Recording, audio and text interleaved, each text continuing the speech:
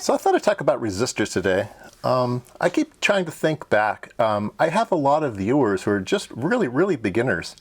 And one of the things that I think a lot of people take for granted is how much they learned about electronics before they learned about electronics. So me as a kid, I would open up radios, I'd look inside. Sometimes I had a broken one, I could take it apart. You know, when I got maybe into, teenage years, I would go to the surplus stores and maybe buy things just to take them apart and kind of look to see how things were built, just the curiosity of it. Back then, there was still some World War II surplus equipment you could get super cheap, and you could tear it apart, and everything was really excellent quality because it was wartime stuff. And so then you just open up transistor radios and things. And I was thinking about, oh my gosh, I had a huge history of what things looked like. I really understood what all these things looked like. There were things, I knew they were called resistors, and I knew they were called capacitors and stuff, and I knew that they come in all sorts of shapes and sizes, and I didn't quite understand why. I mean, I may have had a gut feel that maybe some had more heat than other ones. They needed to be bigger, but I really didn't understand it all. But by the time I got around to actually learning electronics, I had a lot of wisdom really in components. And I don't think they teach you this stuff in school. You just kind of have to learn it. So I thought I'd just kind of give a brief introduction to resistors today. They just come in all sorts of shapes and sizes, things you might not think of. So yeah, let's just start going through this. I think at least maybe if you're young, you'd think of surface mount as the very first one. But you know, in my day, it was these guys. These were just resistors on leads, okay? And these are axial leaded devices that come out both ends, and there's a color code band that you learned, and there's a very racist saying that you learned to learn the color code. And so, yeah, so these came in all different shapes and sizes too. Just these, okay? So here's some. These came in a box, and so we open up the box, and they basically look the same. They're just bigger, okay? And so you learn that these are higher wattage, okay? And sometimes you need that, sometimes you don't. These happen to be 2 watt values. And then you learned about tolerances. They could be, they're not exactly, if it says 100 ohms, it's not exactly 100 ohms. It might be plus or minus 5% or plus or minus 10%. These happen to say 10%, so these are 50 ohm, 1 watt. Okay, these are 1 watt. 50 ohm, 1 watt, 10%, 18 ohms. 50, oh, this is quantity. 50 of them. 1 watt, 10% tolerance at 18 ohms. This is 18 ohm resistors. Sometimes they came this way, just jammed in a piece of cardboard down here to separate all the leads. So these are 2.2K. Very nice. I think these are half watt resistors. Does it say? Yeah, half watt, 10% tolerance. So those were pretty typical. Now these days, you might see some that look exactly the same, only they're tinier. We thought these were small in the day. These were 1/4 watt, and these are, I think, were 1/8 watt or 16th watt. They are teeny tiny. I don't think the camera's going to focus on anything today, but yeah, they're teeny tiny. They look exactly the same. They're just teeny tiny. So when you buy them off of eBay or someplace, sometimes they'll give you a photograph, and if you just magnify this one, it looks the same as this one. So you have to be careful. You think you're getting one of the big ones, but you're actually buying one of the little tiny ones. So make sure you look at how many watts it is. And these are not going to be 1/4 watt. These are going to be, like I said, 1/8 watt or 16th watt. All right. Let's see. Other things, like I'm not going to teach it, but you can learn the color code bands. They tell you what the value is and what the tolerance is. This one has a little gold band at the end, which tells you a particular tolerance value. Okay. So there are these kind. Let's see. Let's look at some ones that I have in the box here. Okay. So these look pretty familiar. They look about the same. All right. These look similar but different. Okay. So these feel like ceramic. Okay. These are kind of a shiny paint, you know, like a lacquer. And then these feel like they're made out of ceramic, and in fact they are, and they're much higher. Even though they're the same size, this one can dissipate more heat than the other one. So, so there are these kind. Sometimes these are in that weird color. Sometimes they're just black in nature, but again, the leads just kind of come out the same. And you say, okay, well these are all constructed internally the same. No, they're not.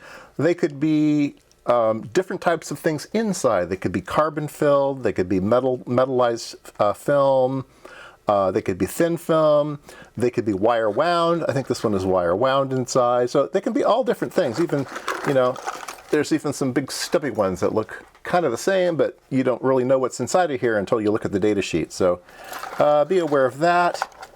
Let's see if we can dig in here. Yes, here's one that's kind of the same, but different, right? So these are also wire wound, but and then there are ones that maybe don't look familiar at all. There's this one here.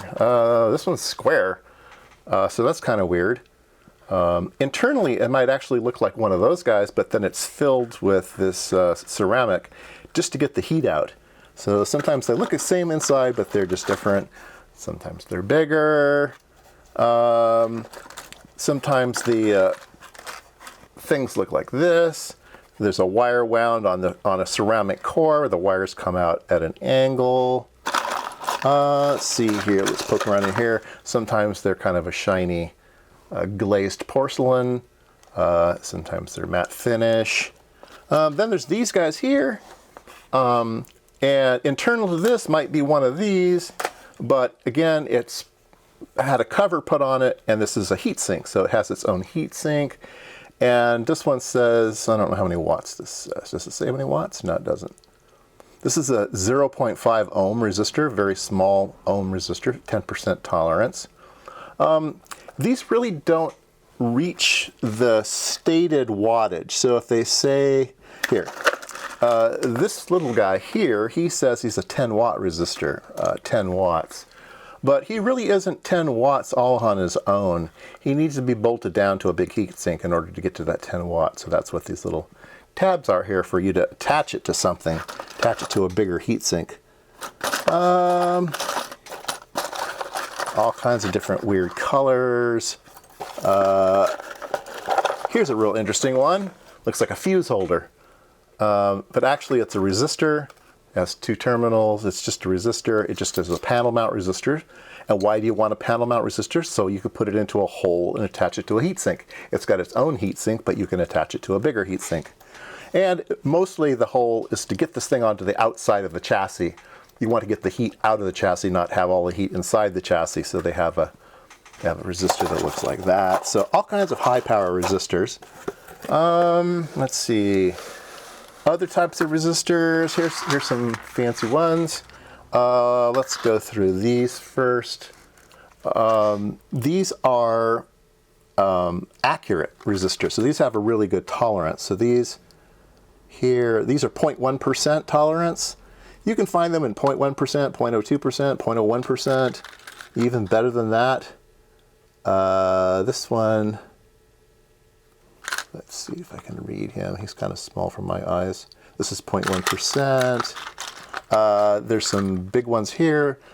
This one is 33 megohms, so you can have a real high. In fact, I think I'll put that one over there. 33 megohms, yeah. My high value is going to be over in that box over there. I kind of keep them over there. Look at this guy. He's kind of weird. 1%.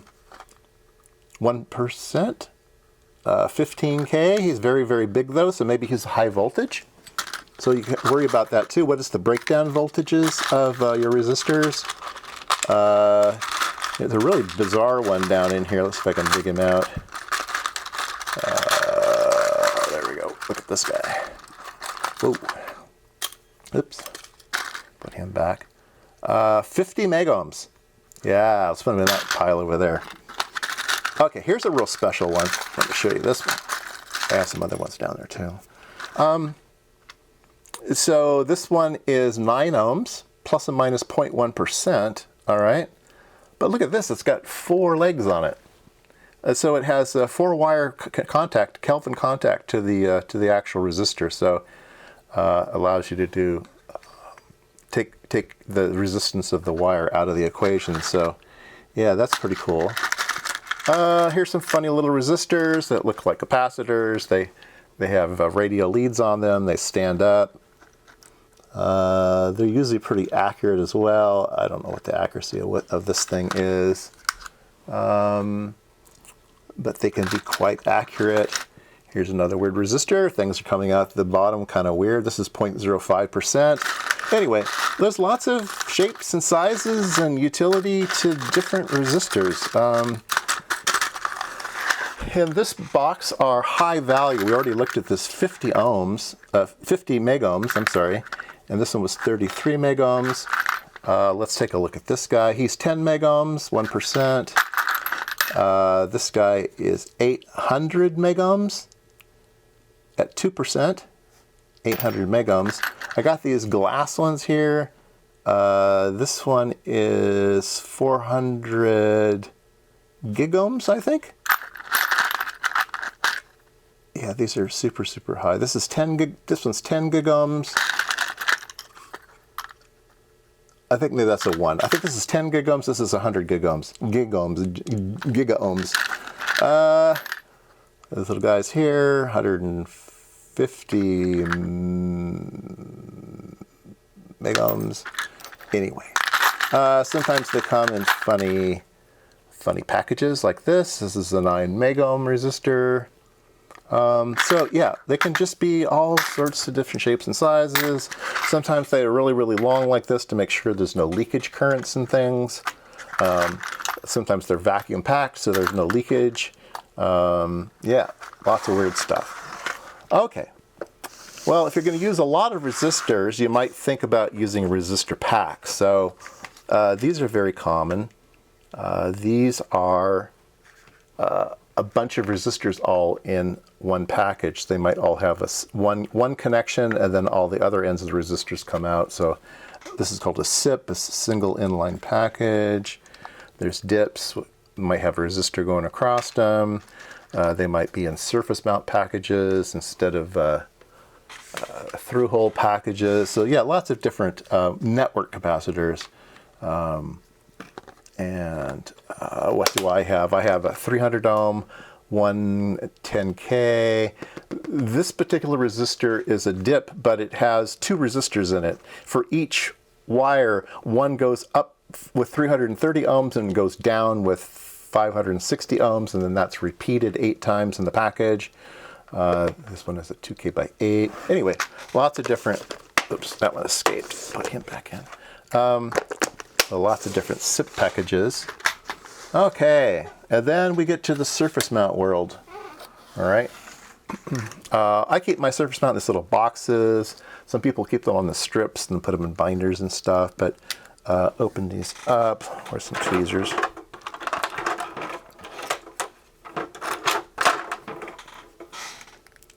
So you can, oops. So you can take these guys out, and there's a little tiny little resistor. They come in different sizes. These are pretty old school now. These are 0805. They're a particular size. These are 0603. They are smaller. And then there's 04s and da-da-da-da-da. You can get these super, super small these days. I have a really, really good collection of 0805. So when I design my own PC boards, that's what I use. It's outdated these days. These are pretty big. But they're easy to do by hand. When you start getting smaller and smaller, they're hard to do by hand, and these are easy to do by hand and easy to lay out and do pick and place with your tweezers and stuff. So I like the 0805s. I have this is just a couple smatterings of 0603s.